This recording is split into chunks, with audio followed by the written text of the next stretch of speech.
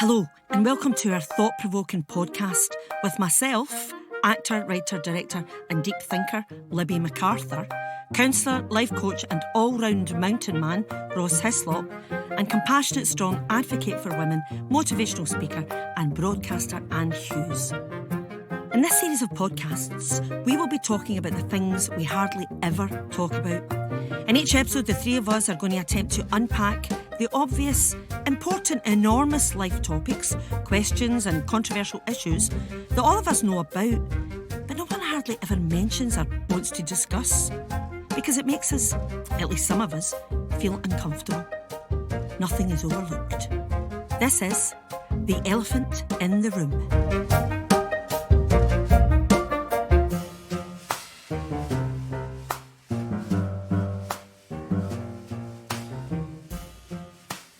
Hello there, so here we are again with that elephant and that spotlight. And this podcast we're doing just now, we're actually going to start talking about that big subject most of us avoid, death. So it's interesting, I think that I remember my dad saying to me once when I was really young that the older you get, the quicker time goes. Aye, and so true. Death looms much. And I remember just thinking, that's dead depressing, shut up. But I realise now that he looked to me like he was old and he should know that he was an old man. And now I realise I'm his age now, probably. And you just feel the same. But you know that you're in the second half. You're in that, you're not young anymore. So the subject of death, I think, is something that I have actually been thinking about, in terms of it just seems to be much more of a kind of presence, because now folk I know are dying. So I've got a wee list of folk. So I'm an orphan now, and my wee brother, the baby, the family's gone.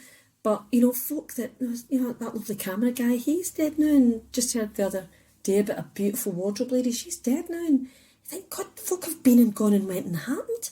Folk that I was having coffee with and lunch with and big chats with have been and gone and went and happened. Where have they gone, So I think it is a big subject that I'm keen for us to speak more about, in terms of feeling that when the deaths that I know were mine, like my mammy, my daddy, my brother, you're never the same after folk have gone.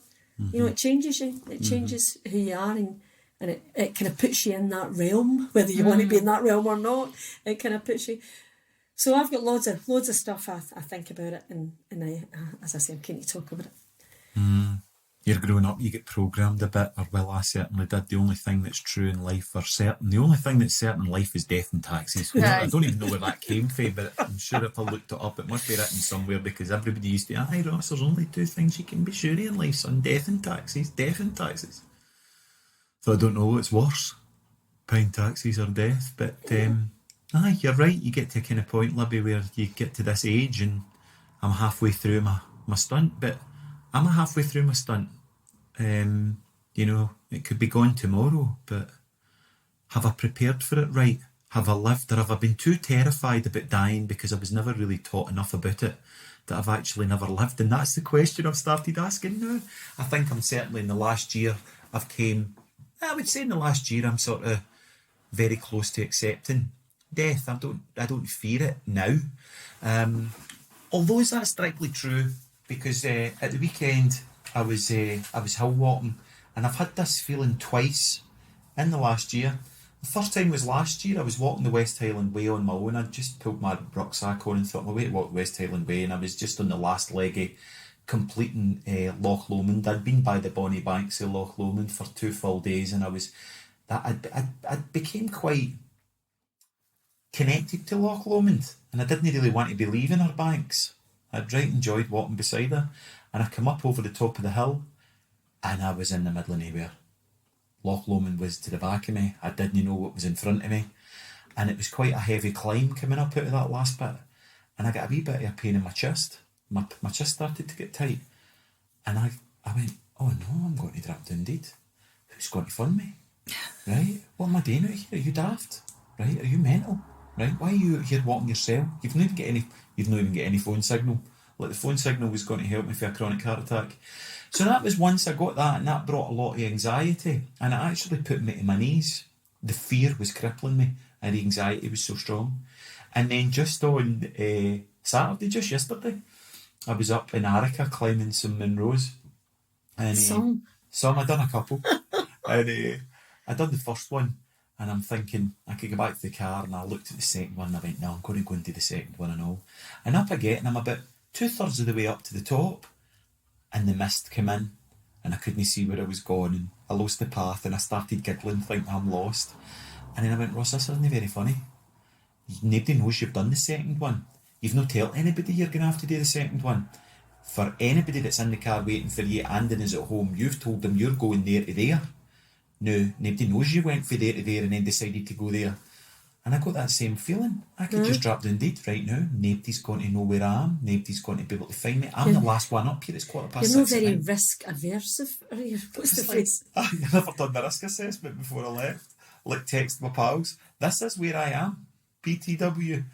So it's an interesting thought that's got a lot of fear around it, because that brought up a lot of fear, thinking they're not going to fund me to the morning, right? How am I going to land? Am I going to land face down in the mud? I've got to bang my head in the way down. Am I going to look all right? My eyes got to be shut, my eyes got to be open. And so as we talk about death, we don't want that for you. When we talk about death, or when I think about death, there is still a lot of fear surrounding it. And I think our previous generations and forefathers were perhaps slightly better because they had an account with the co-op, and they would paid their funeral up before they died, right? And, you can still do that, Ross. You can still do that. I've seen the adverts on the telly. And they had a thing called a will. Right? I know a lot of wills are really funny, but I don't think they're going to take any day with me when I drop down date. So I really need to start getting my house in order. Has anybody got a will? Have you got a will? I've not got a will, but I have to set my stall out. I have actually nearly died. So I've looked right down the barrel of that gun, and I do believe, whether you're into it or no, I don't know whether we'll chat about it, that I chose to come back. I had a brain aneurysm, and I was in a coma for 9 days, and I had 2 failed brain surgeries and then one that worked, and I sit here a miracle. And so now, interestingly, as we start to talk about death, I can tell you for sure I looked through that and I have no fear of it. It looked quite lovely. And when I had made the choice, obviously I am in a coma when I believe I made this choice, so it's on you whether or not you believe this. I do. I thought my children, and especially my wee boy who was only 2 at the time, I was like, he will never know my voice. I will be a woman in a picture. My girls need to know who I am, because they, again, were only like 8 and 13. I was like, they need to know me, and therefore I need to make sure I go back. And so I do feel as if I made the choice, but what I would say now, when death does come to me, I'll be all right with that, because it looked quite beautiful. I think one of the things around death for me was my mum died the same week Brian was born. So my son, Brian, I was a mother and motherless all in the 1 week. One in, one out. Exactly. And one of the things that kind of, I didn't maybe tell everybody, it actually felt natural. It was very clear my mummy wanted to go. I was very privileged to think that my ma and my dad both chose their time to go. You know, literally the baby was shoved under her nose. I had a cesarean. The doctor said I had to stay to the Friday, and I signed myself in the Thursday. Went straight to the hospital and shoved the baby under her nose, and she died hours afterwards. So she hung on to see Brian, and my sister slapped her hand through the morphine, so that she came through the morphine and saw the vein and spoke to me, and then she died hours later. So she wanted to go. My mum was very clear about that, and she went when she knew we were okay. And there was something about it that was like the baton being handed over that actually felt very clean cut to me. And you think that would be the worst thing of all, your ma dying the same. And it certainly, you know, it would have been nice to have a mammy and a granny there, especially now that I'm a granny and I think about it that way. I can't believe my son didn't know my mammy. I can't believe that. That just seems so odd to me. Having said that, maybe there's something in that. Like, do people really go? You know, she was really, I felt as if the plug had been pulled it for the lamp, but plugged into another source, like another lamp, because she was very present that whole time. And I was, had baby Brian, just felt she was in the mirror every time I looked. So if really, that thing of where are folk gone when they go? Are they really gone? Have they gone? Have you seen a dead body before, Ross? I was thinking about my first encounter with death. And my first encounter with death was as I was brought up in a kind of small holding, like a kind of miniature farm. And we had sheep and bits and bobs like that. And I don't know if the mother sheep had died or she'd just rejected her lambs, but for some reason I ended up with a pet lamb when I was about six-ish. 2, I think, because they were called Nicky and Jodie, I mind that. And I used to have to feed them milk out a bottle. Oh, I'm so jealous. I remember the big thick red teat on it, and it was a big, like a brown medicine bottle. And I used to have to go out and feed the wee lamb. And anyway, I went out one morning and the lamb was dead. And of course I never knew it was dead, but it was rock hard, and I picked it up and I walked right out for the wee shed that I had it in. I remember distinctively walking through the path, through the kitchen, up the hall, into my mum and dad's bedroom that were fast asleep, and said, I can't get Nicky to feed, and sat the lamb on their bed. Oh my God. And of course the lamb was dead. And I never knew. I didn't know what death was. I couldn't understand. And as I'm thinking back, the strangest things are happening. Like, I can remember what it felt like when my tooth was loose as a child and playing with it, and then it fell out and there was a gap and it wasn't there anymore. And it felt really odd that gap was in the front. And it felt huge. It felt like you could park a motor in it. It's like a raspberry seed in your tooth. It was tiny. But then when you said about a dead body, I've only buried my grandmother and my grandfather, but I found my grandfather dead. As I said, I was brought up in a kind of fantasy farm. My grandfather still stayed there, and he hadn't made it to the pub on a Friday night. And of course, I went down and kicked the back door in, and he wasn't in the house. And I was walking up and down the path, and is there another world? Is there a God? Is there something else? I think they're all questions that I ask. I've not fully committed to it, but something turned my head around, and I found his hat lying at the side of the path. And I put his hat in my head, and whether I'm imagining this or no, it still felt warm. And I looked down, and there was a wee pond at the side of the path, and there he was, floating in it. And I went away down and turned the moor, and in that moment, I remember holding him in the water and looking up at the sky, and it was almost like there was an invisible swirl went up into the sky, and that was him gone. Although he'd been dead in that pond probably all night. So that was my encounter, because I was very, very close. My grandfather was like my father. Almost a privilege to be the one that found him. I was so privileged to be the one that found him. And folk, when people had heard in the village, they heard that story, folk would come up and go, oh, that must have been tragic for your son. And my answer was no. He was walking to the pub on a Friday night. What would have been tragic was going into a care home and spoon feeding him baby food. You know? And that would have been a tragedy. So I'm honoured that I'm honoured by that experience. Aye. There is something great about seeing a dead body, in as much as, strange thing to say, great about seeing a dead body, but if you cared about it, whether it's the lamb or the cat or the dog or your grandfather, what you realise is they're no there. They're no there. And you are looking at a husk, a casket, something that isn't of them. Our containers. It's kind of reassuring that you know the swirl has swirled, you know, away, and it's and maybe they are in our hearts, maybe they are with us as much as they ever were. Do you know what I mean? In our perception of them, you know?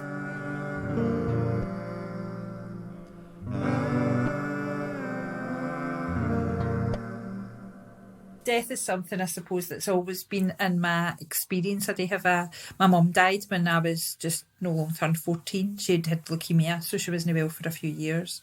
And when you've got leukemia, you need a bone marrow transplant. And she had 2 brothers that were matches, so we were all geared up for the fact she was going to get better. But sadly, it seemed at the time as if it was unexpected. It was unexpected for me, but I was only a wee lassie.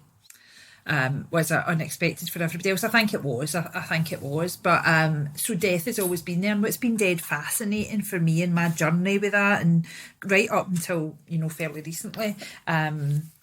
I always had the belief that I would die in my 40s. She was 48. And I always had the belief that I would therefore die in my 40s. So when I woke up for that brain aneurysm that nearly killed me, I was not even remotely surprised that something had happened, because I always knew something would. And then that even continued after that. I still thought I had cheated death, but death was looking for me. So I thought that for a good for literally since February 2017 until I would say May this year. And I was doing some stuff and I had the realisation that it was just a thought, it wasn't real. Which can sound very obvious as I sit and say it to you, but it didn't seem obvious to me. And so that has just set me off in of course I'm going to die, because we're all going to die. Mm-hmm. I feel all right about the fact that I'll die someday because I think it looks quite pretty. But whether or no I die in my 40s has got nothing to do with the fact that my mammy did, and it's got absolutely nothing to do with whether or no I think I'm going to. Mm-hmm. And so I feel as if death is just has run through my whole life. Sure. Death has just always been a thing that I've thought about.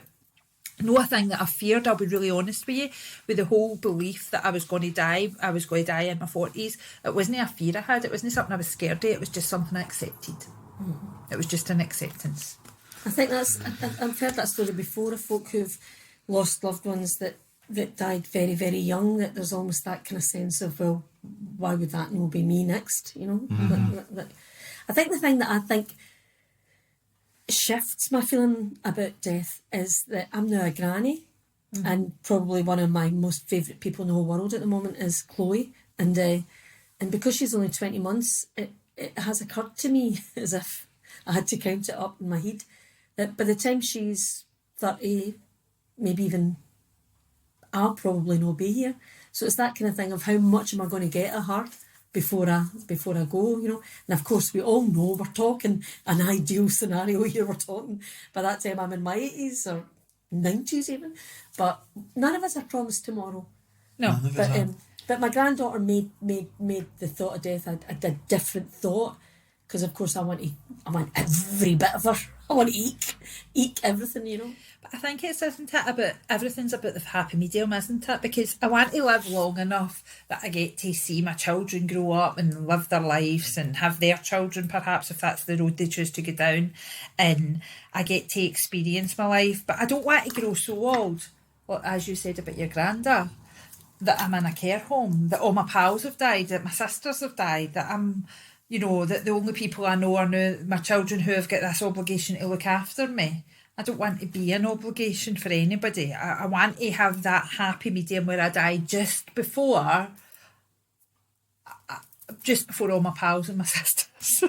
I don't know, but just before life becomes, well, I don't really like it here.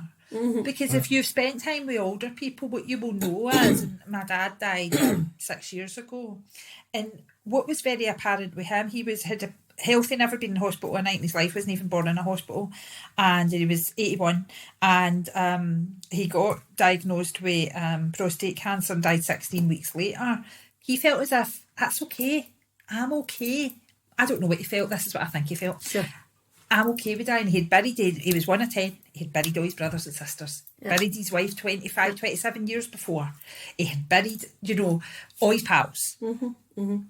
And he loved his children, and he loved his grandchildren, but he was all right to be able to say, but I don't want to stick about for treatment and chemotherapy, and oh no, God no. I think it's really possible to have a really splendiferous death. I think it's possible. The perfect death. To have a really good...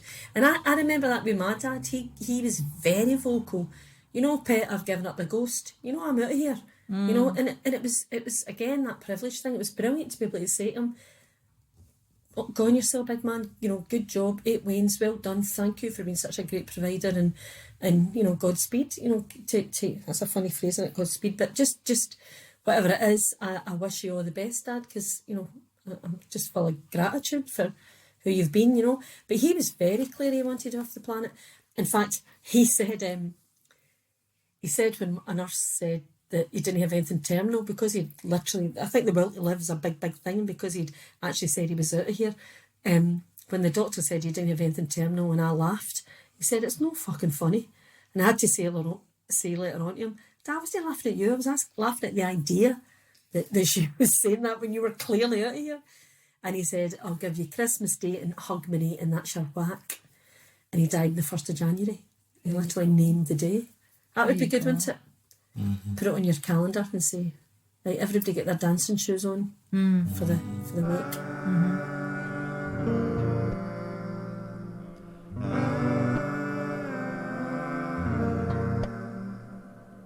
Listening to yous have got me thinking.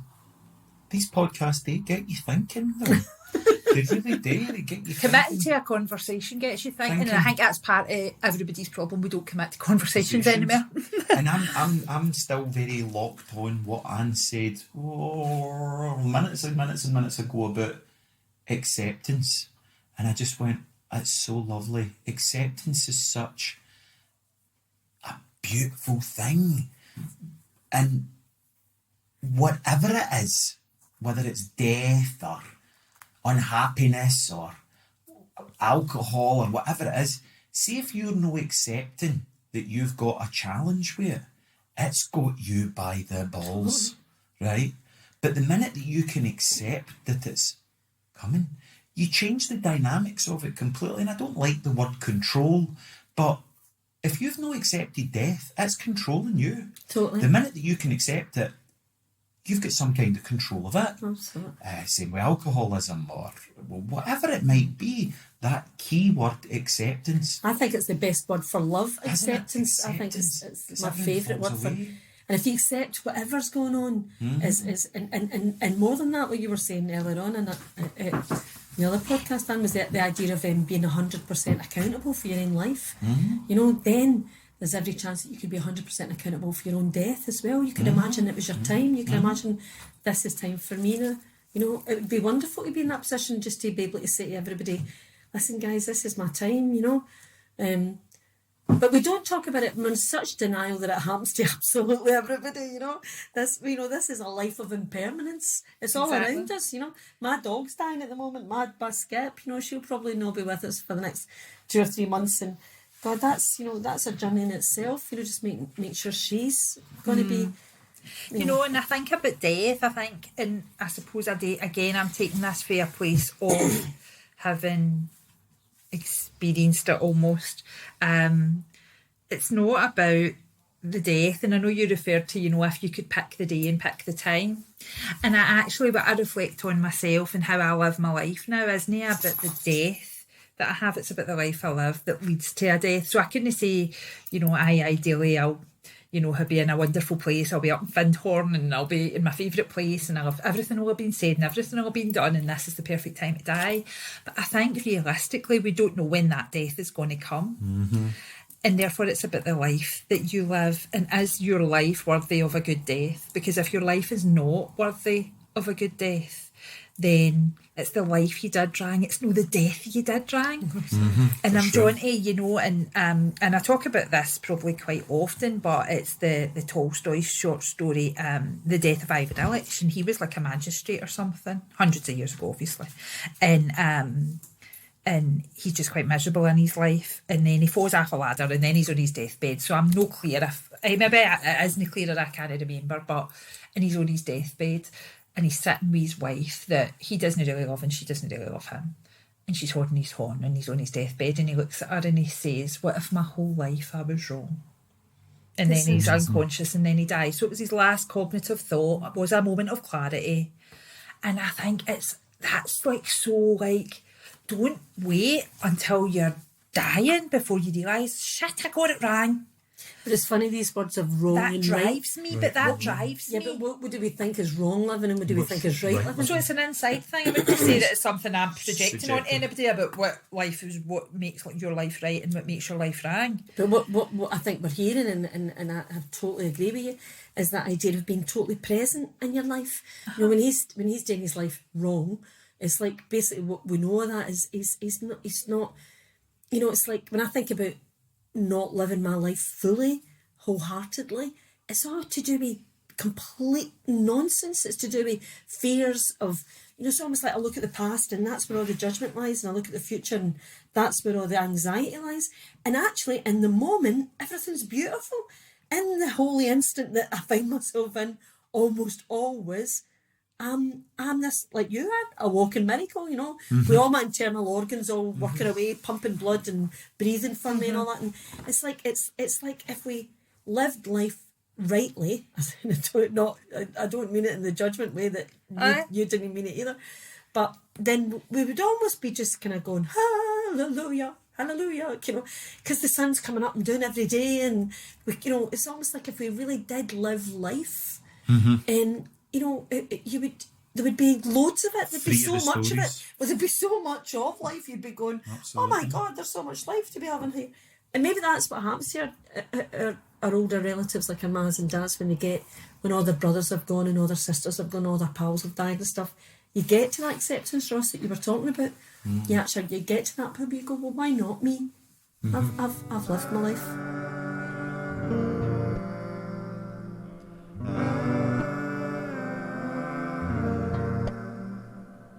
I'm repeating myself. It's great to hear you speak and hear your opinions and your thoughts. It's beautiful, isn't it? And then what Anne said earlier on as well, and we just don't have these conversations, but we're talking about death, and we've jumped into where I was going there was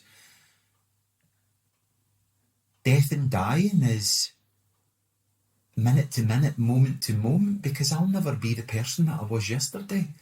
And, you know, I've got a daughter we were talking about over lunch that I've no seen for 2 years. And it would have actually been easier if she was dead. It's actually harder that she's still alive and I don't see her. But the person that I thought I had to be, which was her father, that died with no seeing her. Because I don't have anybody to give that love to. And the jobs that we have, that there's redundancies going about right now. That's a death. There's deaths all the time. So when you're not being authentic and you're being a role, a character, there's always going to be a death. Because if I was wholeheartedly who I am, whatever that might be, it's a great concept and I'm very eager to go on a journey of exploring that. But when I'm a role, I'm an actor in the world, acting as if I am a whatever, and that redundancy comes, I will go through a death because the personality that was running the show, in order for me to show up to do that, wasn't authentic. There's going to be because there was an attachment to that, because that had to hold me up and prop this three-dimensional illusion up in the first place. So when that gets redundant, I collapse. There's a death. There's a death in who I thought I was in a relationship that's no longer there. Sure, there's all these wee mini grieving processes. Do you know what it reminds me of? It reminds me of Dennis Potter when he was dying, you know, the writer, and he knew he was dying and he looked out his window and there was blossom, and it's a very well-known moment now that it's recorded that he said it was the most blossomy blossom. You know, it's that thing of if we knew that if we really get out the denial and we're really present to those moment by moment by moment kind of, you know, layers falling away, you know, almost journeying towards the death we know that's inevitable. Maybe if we actually did it in a totally kind of connected way, we would just be overwhelmed with gratitude for all the stuff that stuff, you know, all the moments that are full, you know, full of wonder, really. I think when I reflect on it, because I do sometimes feel in my brain, I think is slightly different. No, I don't think. I know I'm slightly different. My thought process and everything is different, and that could be a brain injury, that could be trauma. Who knows, right? But I think differently now, and I now live life very intentionally, and I feel as if I have a secret that nobody else knows, and it's a wee bit like, joke's on you, pal. Because you don't want to work with me, and joke's on you, pal. Because I'm fucking exceptional. Did you know I was a miracle? But there's also that, like, I go into everything I do with an intention. So I knew, and I had a saying for a while when I was first getting better and stuff, I would show up for what shows up. I showed up for some mad amount of shite. So now my rule is, if I put joy, because it's only me that can put joy, a job isn't going to make me joyful. It's me that brings the joy to the job, whatever that job may be. Cleaning the toilet or going out for dinner or doing whatever I'm doing, right? So I came up with this whole thing. If I believe that this thing today will bring me joy, like recording this podcast we use, then I will do that.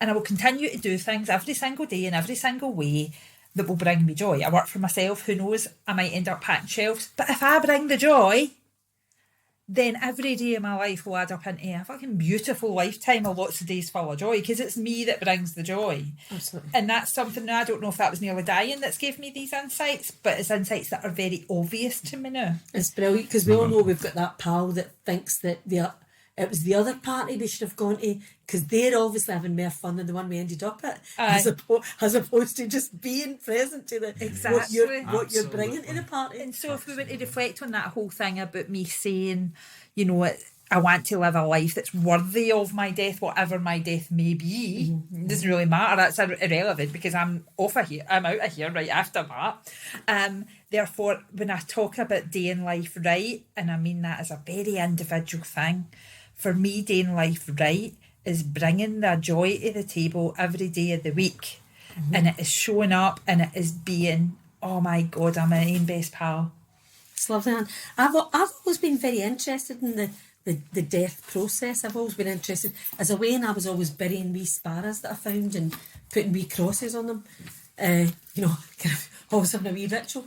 So I was doing that as a kid, and so I've now just trained as a celebrant. So I'm now, I could bury you, and I couldn't marry you, Ross, but I could bury you.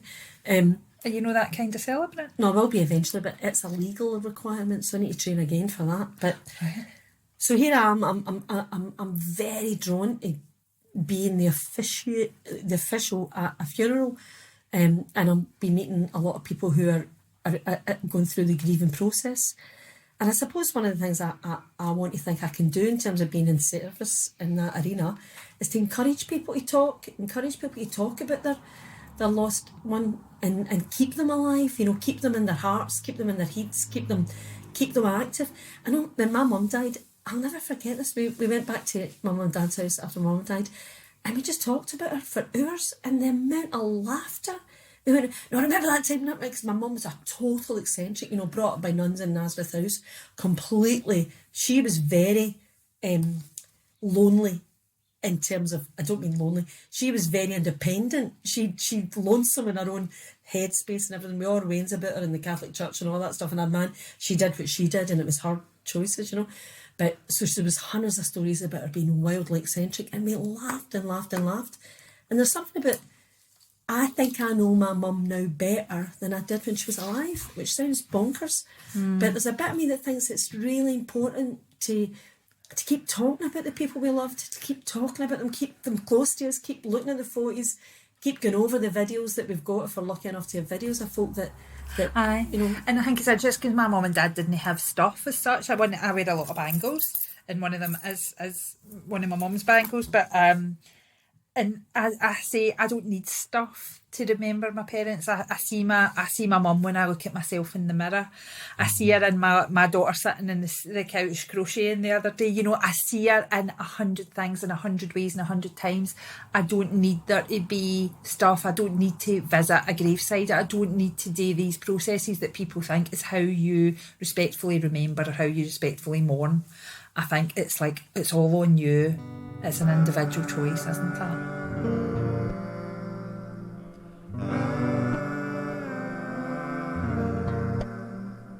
These little micro adventures of death that we go through, they all have their stages, and each of us will land on that lily leaf of a stage and stay on it as long as we need to stay on it, be that anger, denial, grief, whatever stage. What about preparing for somebody to die? Have either of you's been down that path where well, you have, because you talked about your mum and you were pregnant, obviously. When my dad was clearly dying, I remember when I had a wee notebook, and if I had the bag with me, I would be able to show you it, because it's still in the bag that I used to use at that time and still have. And I used to, when I was sitting at the bedside, because we would all take turns, so he was never himself, and he wasn't conscious, and I would write all these wee memories of growing up in it about me and my daddy. And so I've got this wee tiny notebook that's this size, and it's full of the memories that I wrote about me and my daddy and growing up while I was sitting at his bedside while he was dying. And it was a beautiful way to prepare for somebody that you love dying, I have to tell you. Absolutely True, isn't it? I remember going to hospital fields in Aberdeen, and it was a bunch of folk who had HIV and AIDS, and they were making hope chests, and I was a drama worker there, and there was, so the idea was that in these hope chests there would be everything. There'd be stories, and there'd be pictures, and there'd be music, and they would be left behind for people to remember them after they'd gone, the folk could. And of course at that point it was called the T4 group, and at that point folk were really felt if you had HIV and AIDS you were a goner. I mean that was a way back in the 80s, and it really felt that folk weren't going to survive this then. But I remember there was videos being shown, and they were videos of people who'd already been and gone and happened, and we were all sitting around, and the cook in the place, we were there residentially, so we were there for about 2 or 3 days, and the cook in the place, I'd already told her that my dog was having puppies, due to have puppies. So there was 3 friends living in my house looking after the dog. Flash, was going to have puppies, and we were watching these videos, and the videos were of people who were gone, and every single video was somebody saying, guys, don't worry about me, I've got a foot in both camps, and I'm telling you, it's lovely, I'm feeling great. And then the cook would run down and go, puppy number 2, and then run like that. So we're watching these videos of, and I can't tell you the amount of joy and happiness and love and laughter that was in that room. And as the puppies, there was 9 of them in the end, as the puppies, and the cook would come back and do, puppy number 4, and you're like, So here were all these people who, were in a process of looking at death and thinking that might be them soon, watching videos of people who were laughing and joking and saying, remember me through laughter, remember me through, here's like, and the songs that people picked, and the poems and the things that they all picked, they were all really, really upbeat and hopeful. It was one of the most striking weekends I've ever had. We ended up, I don't know if you remember Shaboom, the all-female drumming big, and there was a big band called Shaboom, and they were amazing. We snaked, the hospital fields had all these brilliant big gardens, and we snaked like a conga line with Shaboom at the front banging drums, and we all had either a whistle or a snare drum or something, and we snaked all through the gardens, just celebrating life, celebrating life. That's really what we're trying to get here, aren't we? Life. We're trying to get to the celebrate being here instead of using the thought of death as a way to celebrate life, isn't it? Absolutely, 100%. Instead of walking about moaning and gaining our power away, and actually becoming empowered. And becoming empowered is by accepting death. Totally accepting it. Yeah, we moan and we complain and we give our power away all the time, when in actual fact we're far more powerful creatures than we'll ever be. And there is a saying, isn't there, in the personal development world, not that I've been involved in it for a long time, but you'll only get back when you let go. And what if that was to be true of death as well, that when you can just let go of the fear that surrounds it, how your life opens up. And as you've been talking, I've not got a definitive day of when it happened, but around about it was probably last year, and I had been working with a native person on some trauma that I'd had, and I went through a kind of death and rebirth kind of experience, and like you, I feel as if I looked down the eye of that gun and got to see that you don't know when it's going to happen, but you also don't know what it's going to be like, and it's also subjective, and you're like, I think a lot of fear around it is it's like it's going to be safe, but you don't know, because you're in a non-conscious state when it's happening. Exactly. You don't feel that like you've just hit your finger with a hammer. It doesn't feel sore. And I came to that acceptance, and I can wholeheartedly say right now, and there's also been a part of me no wanted to say it in case it gets taken away from me, that way. I'm not going to speak about it in case it gets taken away. These right? But I have had the best year. I have had absolutely the best year of my life. Being 47, since last September, since I did that work with that guy, my life has opened up. I have got more energy than I've had when I was in my 30s or my 20s. I'm doing more with my life. I'm enjoying the moments. And I was walking up in Monroe yesterday, and I was interviewing myself. As you do. As you do. I was just interviewing myself. So I do that as well. Like, what are you doing? It's like, I have got such a connection with my, what you would call higher power, or I don't want to sit here and go, oh, God and this and that, because I don't know if there is a God, but it's a God of my understanding that there's something more than me. Sure. And see, when I can connect with that, none of the stuff matters. Absolutely. Doesn't matter. It's And irrelevant. Do you know, Ross, like you, I believe this is the hard bit. This dragging about this mortal coil is actually the difficult bit. I mean, I think that when we shake this off, I believe that we are catapulted into the light. You know, I believe that the oyas go to the same place because there is only one of us here, and we are actually spiritual beings having a physical experience, you know. And that's speaking as somebody who's no religious. You know, there isn't a religion in the world that I would particularly follow or adhere to any practices, although I might cherry pick them just for fun. But it's really, at the risk of sounding maudlin, I think this life of impermanence is the shocker. This is the one that I just feel such compassion for us all. Kind of living with the death as the kind of big shadow at the end of it all, you know. It's hard for us poor wee fragile what human if death beings. is the prize for living? Exactly. Oh, definitely. I think Go that's that way. let's just say that's what we're saying, right, guys? Definitely. We'll be back soon Okay. with a spotlight on a different elephant.